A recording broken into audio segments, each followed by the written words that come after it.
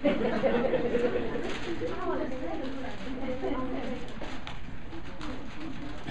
morning. My name is Trey Hammond, and I'm the pastor of La Mesa Presbyterian Church in Albuquerque, and I'm one of the co-chairs of Albuquerque Interfaith. And we are here for a press conference about some legislation that was sponsored by Representative Mimi Stewart that's going to try to really deter privatization of public schools. So just to want to recognize that we have parents here from a number of schools.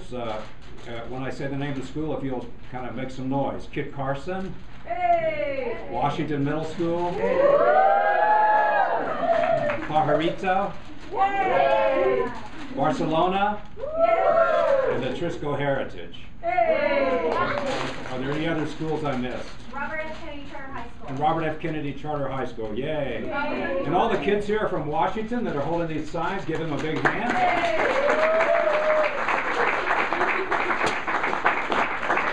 This is democracy in action, and you're a big part of it, and we thank you for being here. The reason we're here is I think all of us know that public education in this country is in great distress, and in New Mexico it's underfunded significantly from the amount of money that we really need to provide a quality education for our kids. That makes what's happening across the country a new trend even more disturbing, which is we're seeing for-profit national companies who are setting up schools, and in the case of New Mexico, charter schools, which are in an essence franchises of their particular program.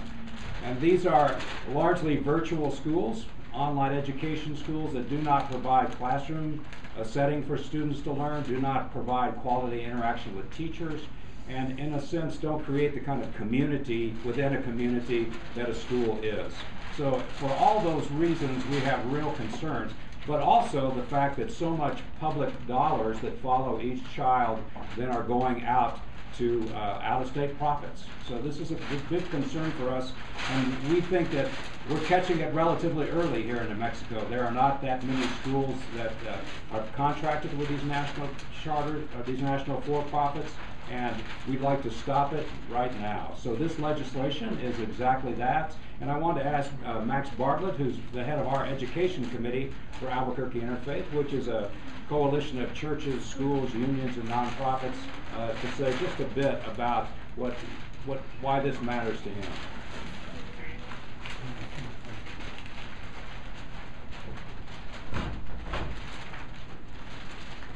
Good morning. I'm Max Bartlett, a member of St. Andrew Presbyterian Church and the father of two recent graduates of Sandia High School. And like all of us in this room, I'm deeply committed to the public education, the public school system here in New Mexico. We're very concerned about this move towards privatization and especially the setting up of virtual schools, virtual academies, for two fundamental reasons. We think it's bad for students, and we think it's bad for our communities. It's bad for students because they don't learn vital skills that come from interacting with one another and with their teachers. They don't learn listening skills and speaking skills. They don't learn teamwork, and they don't learn the habits and values of democracy. We're concerned for our communities because this drains money out of our local communities and sends it out of state to for-profit companies. Thank you. Thank you, Max.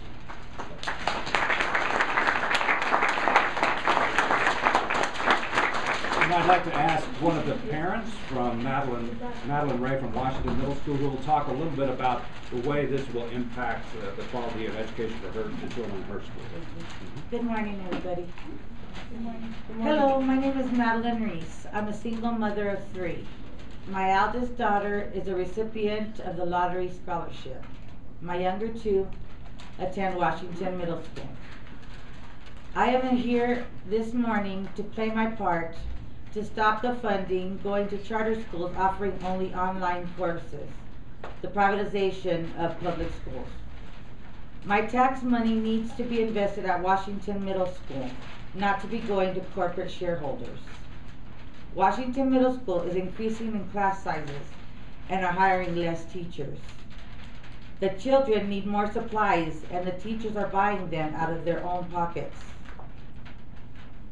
There are very few after-school programs and activities, and there is a lack of buses for field trips. Most important, tutoring programs are being cut. Everybody needs a fighting chance, and that's what a good public school should provide. Our kids deserve the best. Thank you for your time.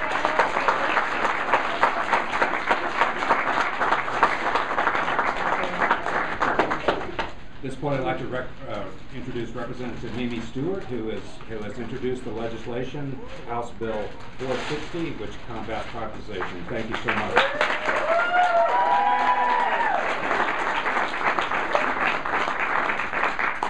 Well, thank you. I heard the applause meter earlier. I'm pretty sure it's Washington Middle School that's got the most kids here, right? I want to thank you all, and I really want to thank Albuquerque Interfaith for their work. You know, they work with how many churches? 25? One of them is where I go to, First Unitarian. And for working together to bring you all together up here to look at this issue.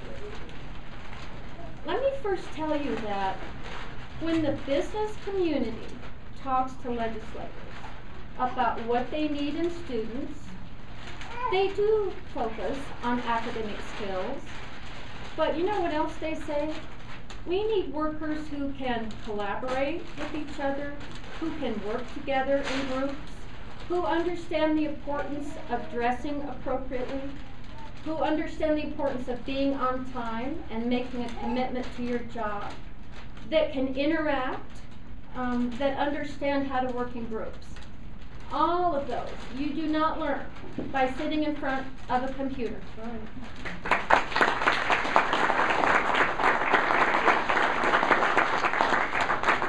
And the other thing I want to tell you is that we really already have a provision in state law that says that we are not going to cede our schools to for-profit industries. I'm not quite sure how it's happened that we have not followed that law. Now, the Public Education Commission, it's 10 members, they're elected statewide, and that Public Education Commission's main job is to look at charter school applications. And they unanimously voted against giving a charter to both K-12 Inc., which all over the country is under financial troubles, and troubles because their children that go to those schools are not academically proficient, and Connections Academy. The PEC, the Public Education Commission, defeated both of those charters. So there's one person who has overturned that, and that's our Secretary-Designate, who serves on the Chief for Change. It's part of Jeb Bush's Foundation for Educational Excellence. And the funders of that organization, among other folks, corporations, are K-12 Inc. and Connections Academy. So I think we have a conflict of interest right now going on in our state, and we certainly have what looks to me like an overturning of a part of our law that was put in place, I think in 2003. I was part of the LASC. So House Bill 460 goes into a little more detail than we did in 2003 and tries to ensure that our state dollars stay in New Mexico, that they go for public schools. They can certainly go for charter schools, but those charter schools have to be good schools. They have to be schools where kids can come, interact with each other, interact with the teacher, make these great signs, come out and learn how to advocate for things, and be involved in their community. We do not want to have our tax dollars go to for-profit corporations. And that is what is going to happen if Connections Academy goes forward. So I thank you for being here, and if you can help lobby House Bill 460, it first goes to the Education Committee. I'm the new chair of that. I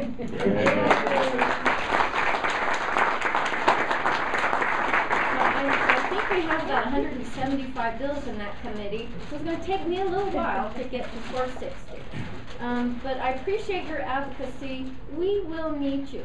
We need you now. We need you to continue to write the paper, call your legislators, call the governor, call the secretary designate, and continue to be involved in your organizations. Because this isn't fair.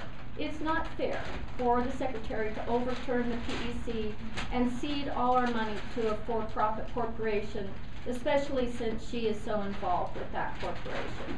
So we certainly hope we can pass this bill and right the wrongs that are being done. And thank you very much. Thank you very much.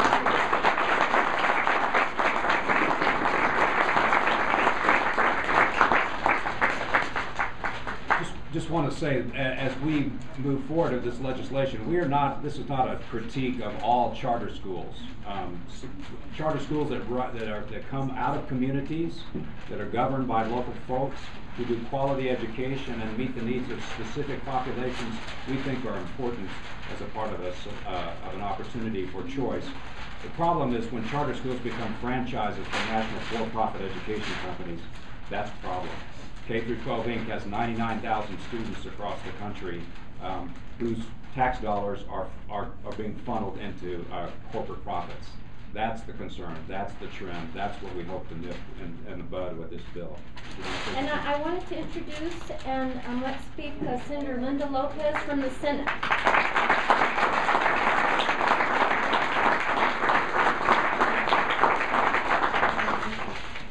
Good morning, everyone, and excuse my, I have a cold, so if you bear with me if I start coughing a little bit. But I am here, of course, to support this press conference, and I think a lot of the, what I call a track record of what has been happening within our public education department over the last, this is now beginning the third year. When you look at all the way, I think that our money has been utilized and where it's going, I do believe that this word of privatization is where the drive is going towards, and what we are doing for our public education system. Our public education system is the basis of what we do in this country, what we do here in the state of New Mexico. And if we continue to undermine it, continue to take money out of our public education system and send it to those companies and corporations who have found that this is the perfect way to make money. They have found a way, and we have, of course, the bill that helps to close that loophole, but there are many other things that we need to keep our eyes on. And those of you who are in the community, parents, our students, and many others across this country are working hard to make sure that we begin this whole sharing of information about what is really happening on the attacks of our public education system. So I know the bill that both Representative and I are sponsoring. We also have a bill that's that both is in the House and in the Senate with regards to the Public Education Commission to make sure that they take their power back and make sure it sets them apart from what the Public Education Department has been guiding them to do these last few years. So we need your input. We need you to please go out to the community and share and let your neighbors know exactly what is going on. I know there's been some concerns about I think this is where and what this legislature is going to be doing with regards to many different pieces of legislation. But we need you in our communities to please be our voice. Without you, we have a few voices up here, but we need you, and we need our students and our young leaders to please come up and help us. Because with a louder voice, we can make sure that we overturn some of these issues. So thank you. Thank you so much.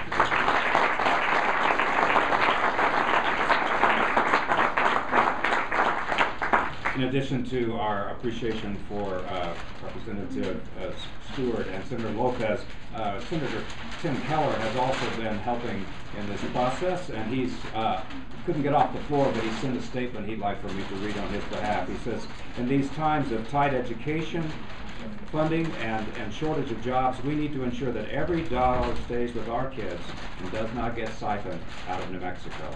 So once again, this concern about privatization. Before we end this conference, and certainly there'll be room for questions. I'm sorry. Senator Lopez would like to talk in Spanish briefly. Okay, certainly. Go ahead. Y perdón otra vez que no sabía que algunos de ustedes nomás entienden español, pero me llamo Linda López, soy del Valle del Sur, en Albuquerque. Bienvenidos aquí a la legislatura. Pero estamos aquí también diciendo que los trabajos que estamos haciendo aquí en la legislatura es para dar más apoyo a nuestras escuelas públicas y que las cosas que la secretaria, que se llama la secretaria del Departamento Público de Educación, está haciendo algo muy mal con nuestras escuelas públicas, con la educación de que hacemos con las computadoras, donde podemos accesar la educación. Es algo que el dinero que ganamos entre nuestra pública, ¿cómo se dice? Estoy faltando unas palabras, pero es algo que no será, que no deberíamos hacer aquí en nuestro estado. Tenemos unos bienes entre la representante Stewart y que yo tengo del mismo aquí en el Senado, que estamos tratando de dar contra de qué está haciendo con nuestro dinero. El dinero que va por unos de las compañías que está sacando nuestro dinero, está haciendo por las compañías que se hacen for profit. Muchas de las personas ya saben que pueden ganar mucho dinero con nuestras tasaciones que pagamos por nuestras escuelas y están haciendo, como digo, están poniendo ahí aquí en la bolsa para mantener lo que ellos quieren, pero no es algo que nos pueda apoyar a nuestros hijitos y hijitas que están asistiendo a la escuela. Y estamos tratando de hacer la lucha y con la voz de ustedes que están aquí hoy, por favor, hablan con nosotros aquí que estamos los senadores y representantes para educar a nosotros lo que ustedes están aquí haciendo. Por favor.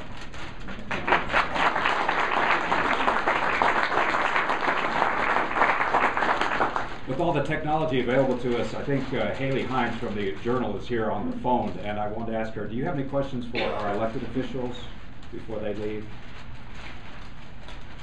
I guess not. Sure. Hi guys, this is Haley. Wondering if you guys have much bipartisan support for this. In other words, you obviously have community support. How confident do you feel that you can get this through? Yeah, the question is does there appear to be bipartisan support for this? Could you maybe come talk to the phone here? Hi Haley, this is Mimi Stewart. I just introduced the bill in the House. We wanted to get it right, so we took our time and we looked at the contracts that have been let for these two organizations to see how they think they have gotten around the current statute.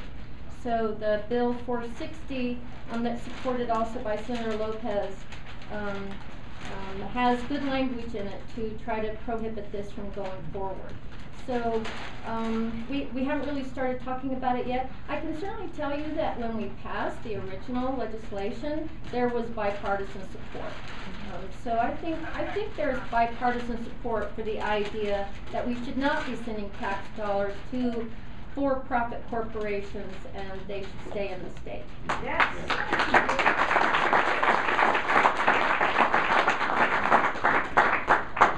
And Haley, this is Senator Linda Lopez. I would say I echo exactly what the state representative just said. So I totally support that statement. Thank you very much. Thank you, Haley. Albuquerque Interfaith, yes. The reporter from the New Mexican may have some questions. Did you have any questions now, or did you want? Thanks. Yeah, I'll make them fast. Representative Stewart, would you be kind enough to tell me, if you remember, what was the original legislation? Can I find that bill online? From 03. It's section 22-8B, 4 of the New Mexico statute. Yay. Thank you. Every now and then lawyers are useful. I'll find you if that's wrong. Senator, Representative, Reverend Hammond, do you have, besides the recent overturning of the PC decision, do you have anything specific that you feel is occurring to make you really believe the state, whether it's the PD or state administration, is moving more and more towards privatization besides that recent event? Well, the Connections Academy, which the Secretary designates was overturned. K-12 Inc., which was overturned with the Farmington School Board. There was a lot of pressure put on them to overturn the PEC. You know, when this administration comes to the LESC or the education committees, they want to put a lot of money below the line. It's not going through the formula. And then when we ask them, what do you want to do with it? For the most part, they want to contract out with someone else. University of Virginia is where they're contracting out, supposedly for reforming education. They want to contract out our movement to the Common Core standards. They stood up in House Education and said they were going to contract $2 million outside the state to do professional development for our teachers. When we have at least two major research universities in the state who study this issue on a daily basis. So I'll think of others, but. Could I add one other thing, which is, there were 4 different companies this year that put in initial applications to start charter schools. 2 of them from outside. 2 of those did not go forward with the full application. Maybe they were waiting to see what was going to happen with Connection Academy and K-12 Inc. And now that these have been approved, we expect the pressure to increase. So the secondary part of this seems to be, and I just pulled the bill off the website, if I'm wrong, please tell me, making sure also the charter schools, regardless of whether they are online or not, are from within state. Is that also a secondary part? That's also correct. Okay. Why is that important to you? Well, we want a corporation from name a state, Virginia, setting up a charter school in New Mexico.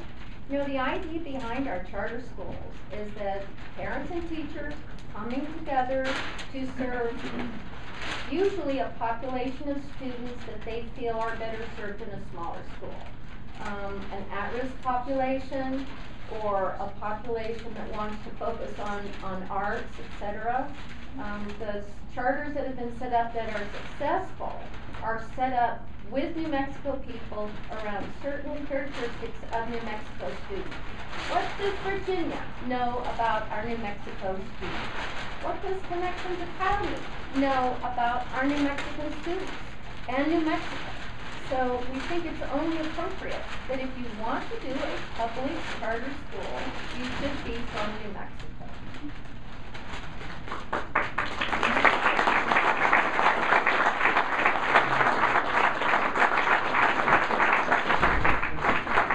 May I get one more in?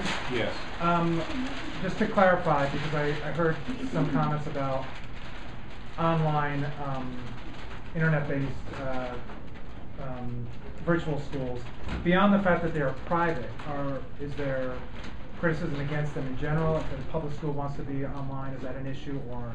Well, we think that there is a place for online education to augment what takes place in the classroom, but to replace it or as a substitute for classroom education, we think that's a bad pedagogy, and we think it's bad for children. We think it's bad for taxpayers and communities. So yes, philosophically, we have a problem with a completely online virtual school. And we have good programs in New Mexico. We have Ideal New Mexico. Albuquerque Public Schools has what they call e-learning. You can take an online course. If you're having trouble with a certain subject and you don't pass it, you can then take it online to have it supplement.